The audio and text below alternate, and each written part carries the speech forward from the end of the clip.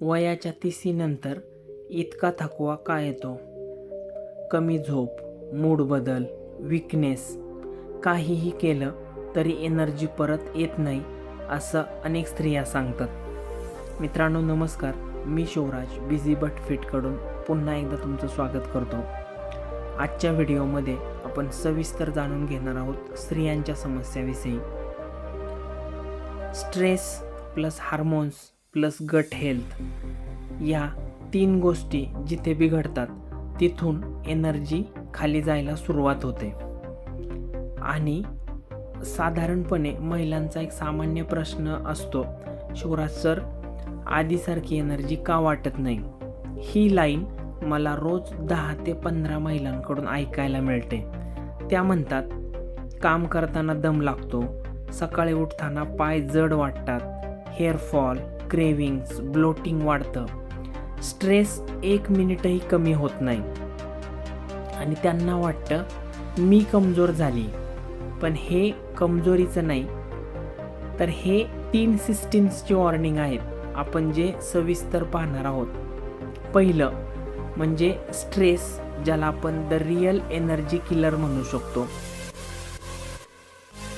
वयाच्या 30नंतर महिलांचा stress level अचानक वाढते, ज्याच्यामध्ये वर्क प्रेशर म्हणजे कामाचा लोड प्लस घर प्लस मुलं आणि प्लस जबाबदाऱ्या.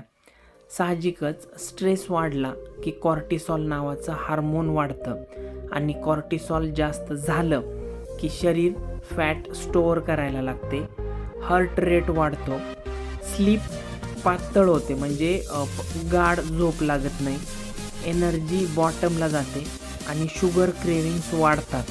म्हणजे तुमचं बॉडी सर्वायवल मोडमध्ये जातं आणि सर्वायवल मोडमध्ये एनर्जी मिळत नाही, तर एनर्जी वाचवली जाते. दुसरं हार्मोन्स आफ्टर 30 म्हणजेच ज्याला आपण सायलंट इम्बॅलन्स म्हणतो. 30 नंतर महिलांच्या शरीरामध्ये 3 मोठे बदल होतात. पहिलं इस्ट्रोजन कमी होऊ लागतं, दुसरं थायरॉइड स्लो होऊ शकतो आणि तिसरं इन्सुलिन रेझिस्टन्स वाढतो. हे 3 हार्मोन्स एनर्जी मॅनेजर आहेत. जसं घरात खर्चाचा कंट्रोल तुटला की हिशोब बिघडतो, तसंच हार्मोन्स बिघडले की वेट वाढतं, मूड स्विंग्स वाढतात, डायजेशन कमजोर होतं, पिरियड्स इरेग्युलर होतात, एनर्जी खाली जाते.